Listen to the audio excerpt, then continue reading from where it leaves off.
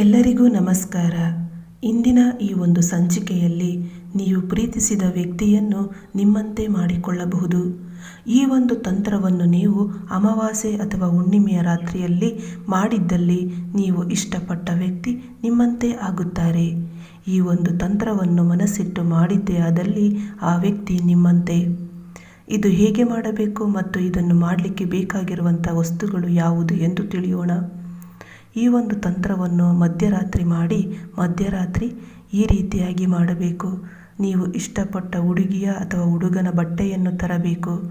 ತಂದು ಆ ಒಂದು ಬಟ್ಟೆಯಲ್ಲಿ 3 ರಸ್ತೆ ಮಧ್ಯದಿಂದ, ಅಂದರೆ 3 ರಸ್ತೆಯ ಮಣ್ಣನ್ನು ತಂದು ಆ ಒಂದು ಮಣ್ಣನ್ನು ಆ ಬಟ್ಟೆಯಲ್ಲಿ ಗಂಟು ಕಟ್ಟಬೇಕು.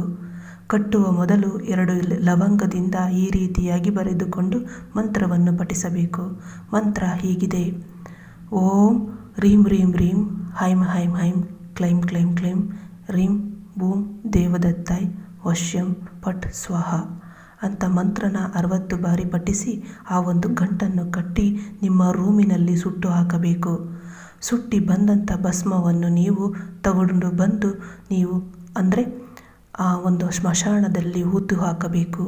ಹೀಗೆ ಮಾಡಿದ್ದೇ ಆದಲ್ಲಿ ಆ ವ್ಯಕ್ತಿ ನಿಮ್ಮಂತೆ ಆಗುತ್ತಾರೆ. ಅಥವಾ ನೀವು ಪ್ರೀತಿಸಿದವರು ನೀವು ಹೇಳಿದ ಹಾಗೆ ಕೇಳುತ್ತಾರೆ.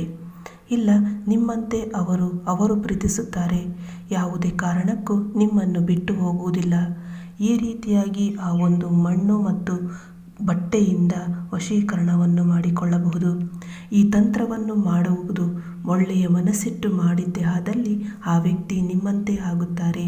ಇದು ಸತಸಿದ್ಧವಾದಂತಹ ಒಂದು ತಂತ್ರಗಾರಿಕೆ. ಈ ಒಂದು ಭಸ್ಮವನ್ನು ನೀವು ಸ್ಮಶಾನದಲ್ಲಿ ಹೂತು ಹಾಕಿ ಬಂದಿದ್ದೇ ಆದಲ್ಲಿ ಆ ವ್ಯಕ್ತಿ ನಿಮ್ಮಂತೆ ಆಗುತ್ತಾರೆ. ಇನ್ನೂ ಹೆಚ್ಚಿನ ಮಾಹಿತಿಗಾಗಿ ಕಾಲ್ ಮಾಡಿ ಪರಿಹಾರ ಕಂಡುಕೊಳ್ಳಿ. ಧನ್ಯವಾದಗಳು.